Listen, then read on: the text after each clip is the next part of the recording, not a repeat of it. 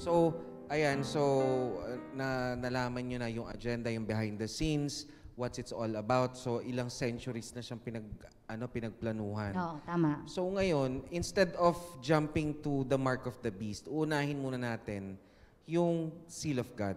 Kasi, kumbaga yung mark of the beast, yung iba interested lang about that, doon kasi dahil sa 666 na yan.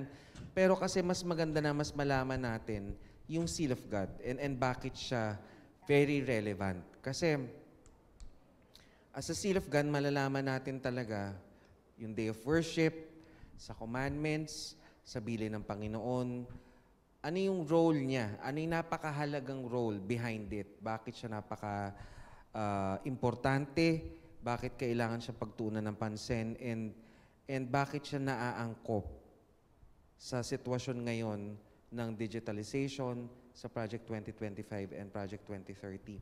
So ngayon kasi, maraming mga kumakalat-kalat na balita from different sects, different gospels being shared by different religions, na wala na ang kautusan. Na wala ang kautusan. So, ito kasi yung isang greatest deception ng kalaban na sinasabi nila na wala na tayo sa kautusan. I'll just make it really easy for everyone, sa mga viewers. So, let's say papasok tayo ng eskwelahan. Sa eskwelahan, we are required to wear an ID, proper uniform, haircut. Yun ang batas sa school.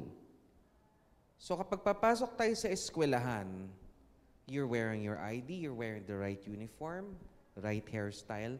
Nasa kautusan pa ba tayo noon? Hindi na. Kasi you are following. Pero pagpapasok ka sa eskwelahan without wearing your ID, without wearing the proper uniform, then lalaki ka, mahaba yung buhok mo, may certain haircut applicable lang sa mga estudyante, nasa kautusan ka, tatamaan ka nun, kasi hindi ka sumusunod eh.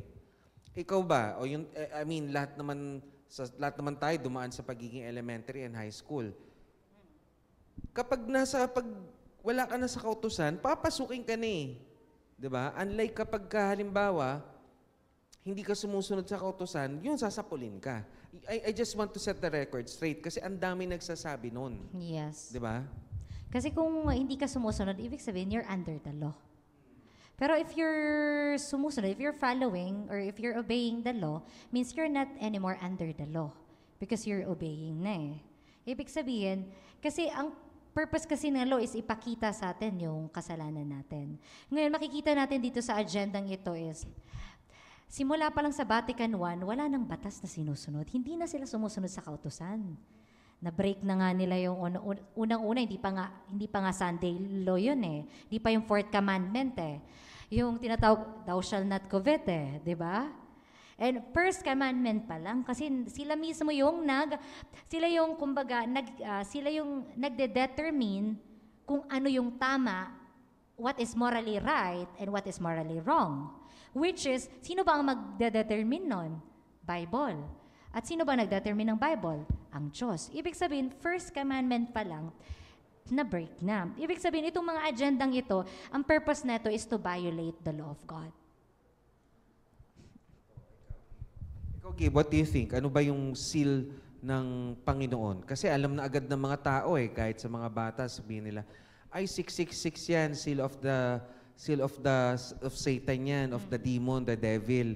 So, ngayon, mas maganda maunahan muna natin, yung seal of God. What makes a seal of God? Saan siya? Kasi yun yung hindi alam ng mga tao pag pinag-usapan natin, pag may tinanong tayo dyan sa labas, ano ba yung seal of God? Mas alam nila yung seal ng, pag sinabi mo 666, ay seal kasi ng kalaban yan eh. Seal ng ng kalaban ni God yan eh. So ikaw, Gabe, ano sa tingin mo? So, in a biblical way, ano nga ba yung seal? No? Ano bang katangian ng seal? So, merong name ng tao. Siyempre sa seal, kumbaga yung seal ko, kumbaga sa ibang mga sa mga documents, may mga seal sila. So, yung name ng tao, ano ba yung position niya? Siyempre, sino ba siya? Di ba? And ano yung kinasasakupan niya? So, kumbaga, sa hari, ang pangalan ng hari, anong posisyon niya, which is hari. Tapos, ano yung teritoryo niya? Ano nga ba ang seal of God? Merong verse or merong group of verses sa Exodus 20 na nakasulat doon kung ano nga ba yung seal of God. Sabi doon, remember the Sabbath day to keep it holy. For in 6 days, the Lord, who is God, created the heavens and the earth, which is His territory. So, what is the seal of God? If we were to look at it in a biblical way, and i-correlate natin kung ano ba talaga ang seal, yun ay ang Sabbath. The Sabbath, the seventh-day rest. Kasi doon sinasabi ng Diyos kung sino ba siya, kung ano ba pangalan niya, kung sino ba siya, ano bang posisyon niya, ano bang katangian niya, ano bang title niya, and kung ano nga ba yung kinasasakupan niya. And lahat yun, nasa-summarize sa Sabbath. Yes, tama. Tama yung description, which is the seal of God. Makikita natin, which is contrary naman kay Satan. Ngayon, ano ba yung Sabbath? Kung biblical standard, when we say Sabbath, it refers to Saturday. Pero kung when it comes to majority ng Christian, lalo na Roman Catholic, for them, yung Sabbath nila is hindi Saturday, kundi Sunday. And since we're talking about the seal of God, kanina may tinalakay tayo na encyclical, which is Rerum Novarum. Magdidiscuss din tayo ng another encyclical, which is Laudato Si, which is nakapaloob dito yung tinatawag na hindi seal ng Diyos, kundi the seal of the man or the mark of the beast. Okay. And before natin doon, kahit mismo yung Roman Catholic, sinasabi naman nila na ano daw ba yung Sabbath day? Kasi ang Sabbath day, that is the seal of God. And according sa kanila dun sa Laodicean Council, sabi nila, the Roman Catholic transferred the solemnity Sabbath from Saturday to Sunday as the mark of their ecclesiastical authority. Mark, seal. Kung ang Diyos may mark of God, may mark of The Catholic Church. mark of the Catholic Church, which is, according dun sa Laodicean Council, pinopromote nila, alam naman nila that the Sabbath is Saturday. Pero para magkaroon sila ng mark, which is the mark of the Roman Catholic, tinransfer nila yung solemnity Sabbath, which is Saturday to Sunday, as the mark of their ecclesiastical authority. Ibig sabihin, right now is we don't have yet a mark of the beast. But later on, makikita natin na yung mark talaga is may kinalaman doon sa day of worship. Kasi nga sabi ni Gabe kanina, kung anong day yung pinangingilin mo, doon malalaman kung kaninong tatak. Allegiance mo. O yung allegiance mo or kaninong tatak yung nireceive mo. At kung sinong may pagmamayari sa'yo at kung sinong may authority sa buhay mo. Which is if you keep the 7-day Sabbath, which is according to the Bible, according to Exodus, which is Saturday, ibig sabihin, if we keep it, ibig sabihin na kaninong alyansa natin, nasa Diyos. And nasa doon yung alyansa natin doon sa totoong Diyos, which is the creator of the heaven and the earth. Pero if we keep sa Sabbath as Sunday, which is nakapaloob dito sa Laudato Si ni Pope Francis, ibig sabihin, ikaw ay nasa kaninong tatak ang tinanggap mo? Tatak ba ng Diyos o tatak ng hayop? According sa Bible, specifically sa Revelation, that is the mark of the beast, which is may kinalaman sa rest. Kaya makikita mo sa encyclical nila, para ma-implement nila, after ng Laudato Si, which is nagkakaroon ng isang kapanihingahan, at magde-default ito sa Sunday, dito sa Fratelli Tutti, kasi hindi naman lahat Sunday nag-worship Para magkaroon ng tinatawag na brotherly, sabi na natin, kasi Fratelli Tutti means brotherly love, brotherly. Para magkaroon ng tinatawag na ecumenical movement, they created another encyclical. Na kung saan dito is Fratelli Tutti, parang ang gagawin nila is the same thing sa ecumenical movement. Ayun nga, ecumenical movement na nga, na iba't ibang religion and they consider as brotherhood. Brothers and sisters. Regardless of their belief. Yes, in Christ. Ito lang just para at least para at least mas may idea din yung mga viewer din natin na we're not making up these verses na nakalagay sa Bible. Tama nga yung sinabi ni Gabe and ni Neri kanina, yung seal of God, may tatlong main identifying marks yan. Yung first, His name, God. Second, His title. Ano ba yung title ni God? It's God, is our Creator. His territory. Territory niya saan ba? Everything is His territory. So para malaman natin, ano ba talaga? Saan nakalagay sa Bible na yun ang seal niya? If we're going to go to Isaiah 8:16, sa Tagalog, ito yung question, saan mababasa na selyo ang kautusan niya? Ang sabi sa Isaiah 8:16, bind up the testimony, seal the law among my disciples. O ibig sabihin dito, seal the law. So yung mga nagsasabi na wala na tayo sa ilalim ng batas o ng commandments is totally wrong. Kasi, like tama nga yung sinabi ni Gabe and ni Neri, ang pamantayan din kasi, at kung titignan natin sa Ten Commandments, actually yung Ten Commandments, kung titignan natin, dalawa lang yan eh. Divided into two. Diba? Kung mababasa nyo din yan sa verse sa Bible, ang sinasabi, kinausap si God ng isang apostol niya. Sabi, tell me yung greatest commandment, diba? Sabi, love your God above all. Then second, love your neighbor as you love yourself. So makikita natin, wala talaga tayong ilulusot. So yung commandment, yung Sabbath is really important. Even if you can look it up sa Julian calendar, makikita natin talaga na ang first day of the week is Sunday. Sunday talaga yan. And kahit sa makikita din natin, nung namatay si Jesus, okay, namatay si Jesus nilagay doon na ultimo, nagpahinga siya even in his death Kaya nga meron tayong Black Saturday. May Black Saturday tayo. Ano yung susunod sa Black Saturday?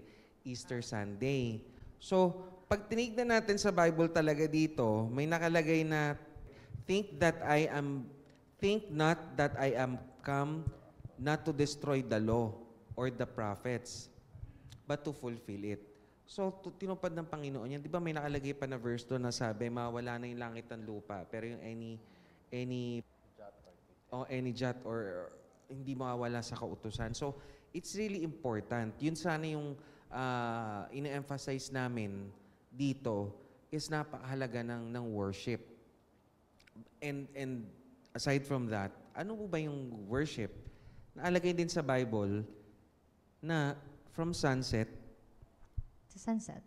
From sunset to sunset. Hindi po yung pupunta lang tayo sa simbahan, iikot lang tayong 3 beses, may kipagkindatan lang tayo sa mga crush natin doon, at magpapapicture na nang galing tayo sa simbahan. It doesn't work that way. Tama. Tsaka sabi rin sa Ezekiel 20:12 yung Sabbath which is as a sign between us so that they would know that I am the Lord made them holy. Ibig sabihin, sabi nga dito, if you keep the Sabbath, it is the sign that we are God's property. And if we are God's property, that's the time, if you keep the Sabbath, that's the time na ikaw ay gagawin ng Diyos na banal. But if you keep it in the other way around, like Sunday or another day, Friday lang, ibig sabihin, mapapabanal ba tayo? Hindi eh. Yun nga nakakapagtakay. Bakit? May Project 2025 at ang isang layunin doon is ang Sabbath is on Sunday. Yun yung nakakapagtaka kasi talagang nilagay nila sa Project 2025 na yung Sabbath is i-move ng Sunday. Kasi nga, alam naman natin, di ba, sabi ng, balik tayo sa history, naalala ko sabi ni Ratzinger, kilala nyo rin si Ratzinger, no? Si Pope Benedict. Ito toong pangalan niya kasi Ratzinger. Siya si Pope Benedict. Sabi niya, siya daw, yung Roman Catholic, siya yung mother. At yung mga apostate na mga Protestant na nagkikip din ng Sunday, ang tawag niya dyan, come to me, my daughters. Ibig sabihin, kaya nga may, sinasabi din ng mga Catholic, paprotesta kayo. Sabi ng mga Catholic sa mga Protestant, protesta rin naman kayo. Yung kinikip nyo rin din naman Sunday. Kasi nga, kanino bang mark yung Sunday? Mark yun ng ecclesiastical authority ng Roman Catholic.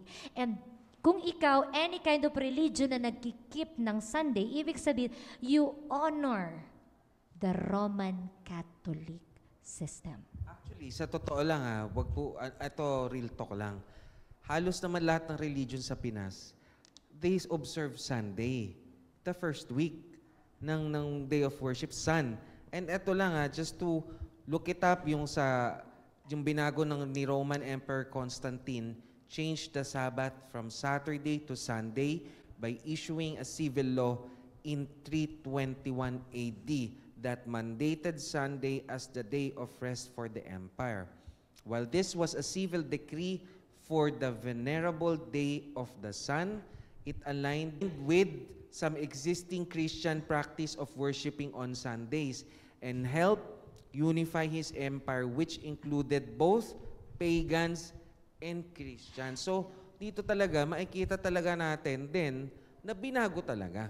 Yes, tas makikita mo rin, ang purpose kasi ng Sunday, why you keep the Sunday means, Sunday, nanggaling siya sa word na sun, means sun worship.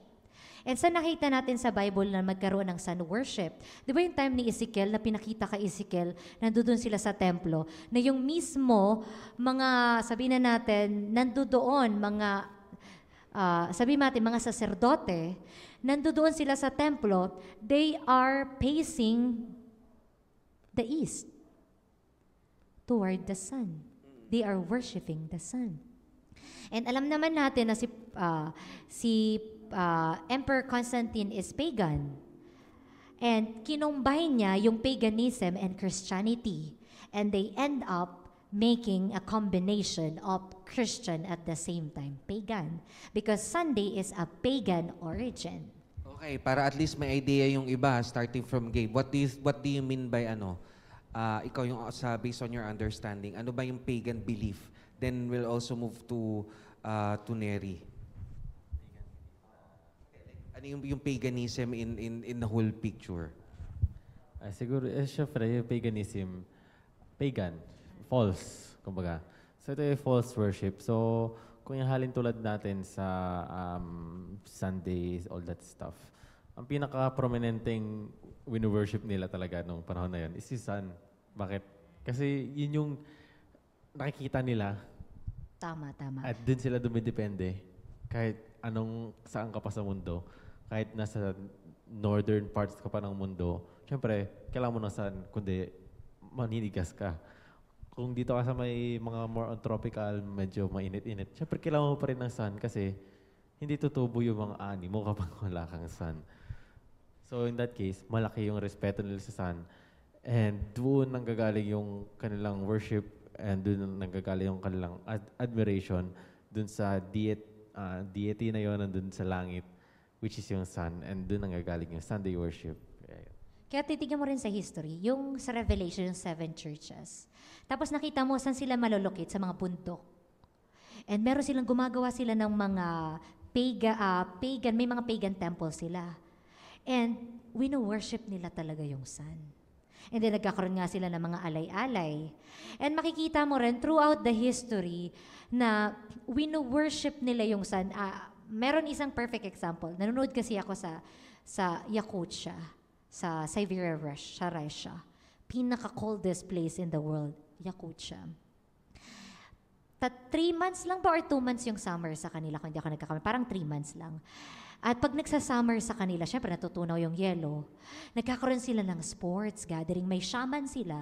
And then after, pag parang magdadapit hapon na, papalubog na, nag-gather sila, tapos nangunguna sa kanila yung shaman nila, tapos wino-worship nila yung sun. Para sa kanila, yung sun, Diyos nila. Anything naman na kinarait ng Diyos, may power eh. Pero may hangganan lang. Lahat ng Diyos, ewan ko kung may anong ideology mo dito, idea mo dito, Mel. Lahat ng kinreate ng Diyos, it has a power. Kasi God said so, and nagkaroon ng mga bagay-bagay. Kahit sabihin mo, kung ang isang bulaklak, tutubo ba yan kung walang something dyan. Pero, or kahit even the trees. Pero, ang lahat ng ginagawa ng Diyos is, may limitation lang, may boundary. Pero pag lumagpas ka na dyan, you're worshiping na. Kaya lahat may limitation. Kaya nakita mo, yung trees, tama mga pangagano, paano kasi ito, parang, kala mo, ignorante sila. Bakit ito nagbibigay? Parang may something dito, it's a deity. Lahat yan, sabihin natin, may kapangyarihan yan, power to produce fruits na makakain natin. Yung sun. Pero kaso ang ginagawa nila, yung limitation or hangganan na binigay ng Diyos sa kanila, nilagpasan na nila. Kaya to the point, pag nilalagpasan mo yung hangganan na ibinigay sa'yo ng Diyos, dumarating yung punto doon na you worshiping something or someone. Saka ano sabi din dito, look it up guys. Ang paganism na definition sa Google, a modern religious movement incorporating beliefs or practices from outside the main world religions, especially nature Worship. Kaya nga, parang halos lahat ng mga pagan religion, they are connected. Parang same lang sila. They are worshiping the sun. Iba-iba lang yung mga pangalan ng mga pagan goddesses nila, pero the same thing, sun god. Ganon din naman ginagawa ng Roman Catholic Sun. Kaya nga makakapagtaka tayo, no? Kapag pagtitingin tayo sa mga idol, sa mga santo ng mga Roman Catholic, meron tayong makikita sa likod ng ulo nila. Mga halo. Na halo. At sa itsura nun, sun.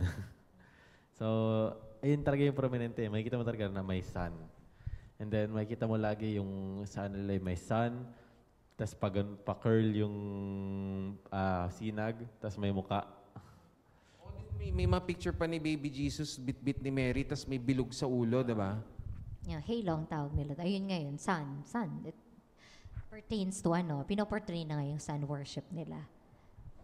And parang yung pagtingin ko pa din dito, talagang even Paul, Apostle Paul said,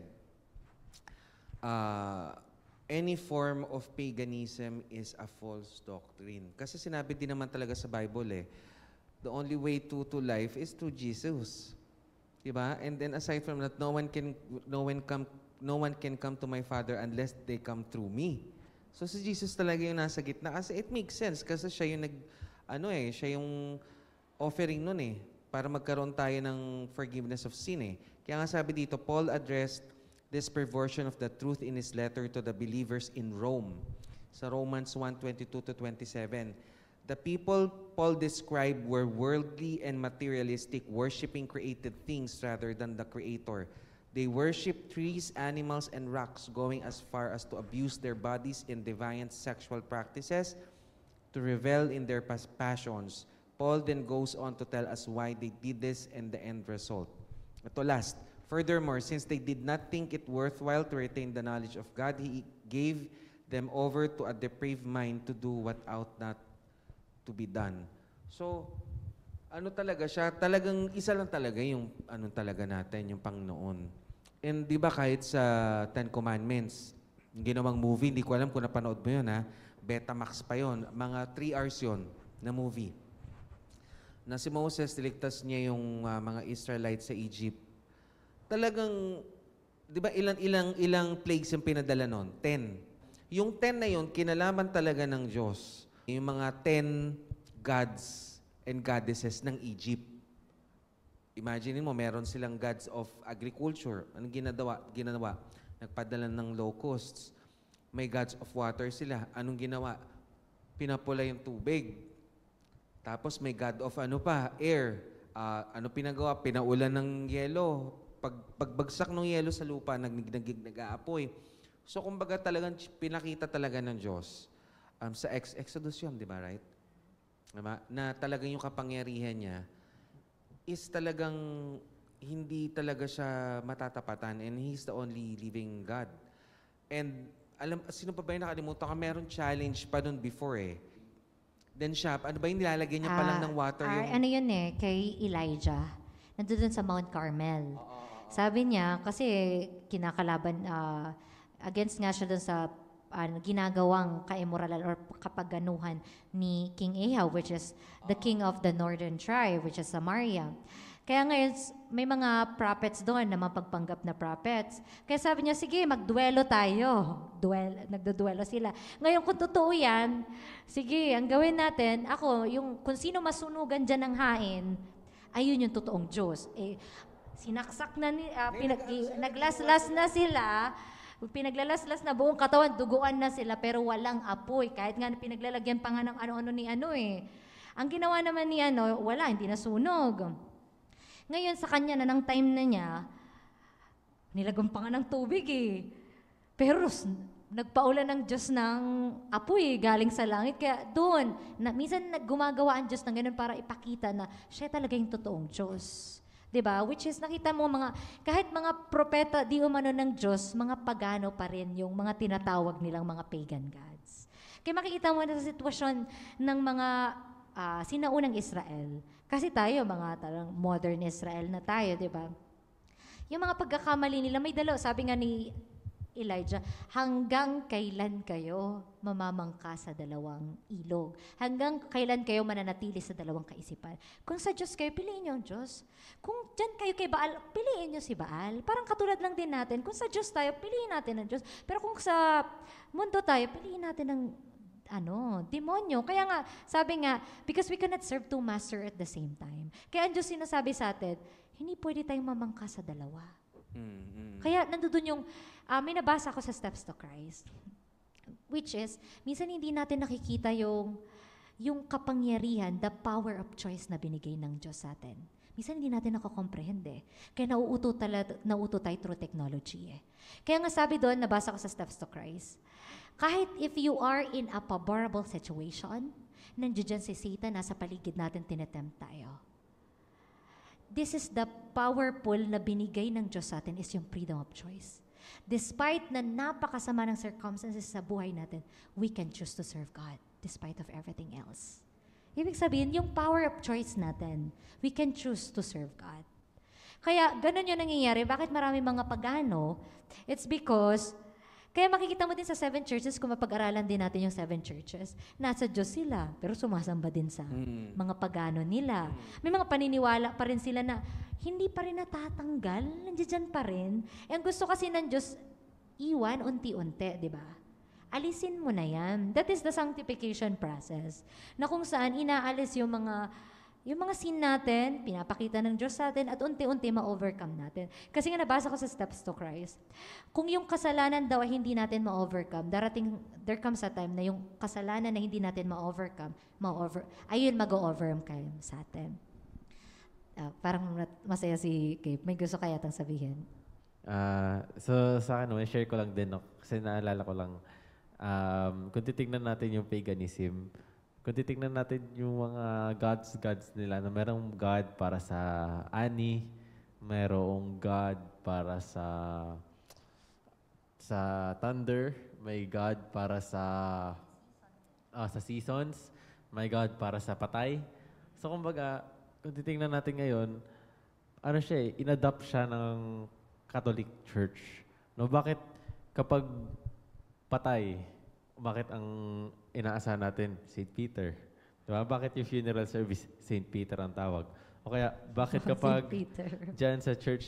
Kasi nga may relevance sa Bible. Bakit ang church na malapit dito sa amin, merong saint na pangalan ay St. Peregrine, na meron siyang sugat na hilom or gumaling. So kapag may sugat ka, doon ka mag-pray kay St. Peregrine. Kunyari din, pag hindi ka nagkakaanak, kay parang punta ka dun sa Pedro na si Salome ba yun? O kaya kapag walang ani, Santo Niño ba? Santo Niño. Parang kunyari, siya yung goddess of yung parang god ng yung ulan. Ganun sa probinsya namin, nagsasanto Niño, puro tubig yan, bombahan ng mga tubig eh. Kaya talaga, kumbaga, kung i-base talaga natin is andun ang sagutin, 10 Commandments talaga eh. Tsaka makikita mo yung Roman Catholic, inadapt nila yung mga pagano, pinapalitan lang ng pangalan. Galing din sa Greek mythology. Inspired kasi sila. Ang Roman culture is inspired ng Greek culture. Kaya nga si Peter may keys, di ba? Oo. Ang may keys sa underworld, sa Greek mythology. Sabi sa Hades. Si Hades. Kasi kung i-interpret mo dun sa Greek mythology, ang Hades is the underworld or the hell. God of the underworld. Pero kasi kung i-interpret mo siya dun sa talagang Greek talaga niya na walang halong mythology, when we say Hades, it is a graveyard, libingan. Pag sinabi mong itong Hades, sinasabi ng Diyos, libingan.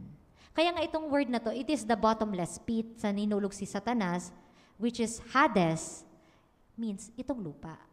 Ibig sabihin, itong lupa, ito yung hell. Kaya nga yung hell is in the future. Kaya minsan, ay yung hell is in another world. Hindi, kung itatry mo sa Greek word, pag sinabing Hades, it is the graveyard. Tapos sabi din sa Revelation, di ba, tinapon si Satan dito sa bottomless pit, which is translated as Hades. At Hades is lupa, graveyard. Ito yon, yung lupa natin itong earth natin, ito yung magiging hell. Later, pag dumating na ang Diyos. Kasi malaapoy ito susunugin lahat Okay guys, so thank you for joining us. This will be our closing part. This was a topic about digitalization. Galing pa to sa mga previous topics namin. And ito maybe ito na yung final part.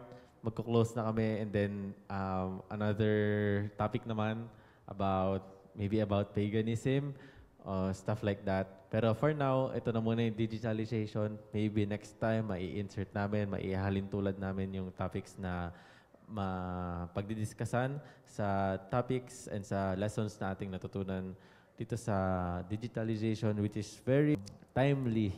Kaya nga, truth for the end time. Kasi ito yung para sa end time people. So I want to thank you guys for watching, and I want to praise the Lord for being with us here. And so for now, we will be bidding our farewell, and onto our next episode, we will see you once again. But before that, maybe we should close with a word of prayer. Sige, let's pray po. Most gracious Heavenly Father, thank you so much for this opportunity that we had a very, very wonderful discussion. Thank you so much because you guided us, you leaded us to the right path, and you enlightened us, and you inspired us to share boldly and to speak boldly, and to inspire other people. Because these things, we couldn't do these things without your help, without the guidance of the Holy Spirit. And please help each and every one of us, including our viewers, to watch this and to be inspired and to know more about God, especially what will happen in these last days. And please help us to prepare for these last days, and give us peace that passeth human understanding. And please help us to cling to your promises no matter what. And please guide us more in all the truth, and so that we could share a lot of information, a lot of truths in this end time. And thank you so much to make this thing possible, my dear Heavenly Father. And all these things we ask in the mighty name of Jesus, our Lord and Savior.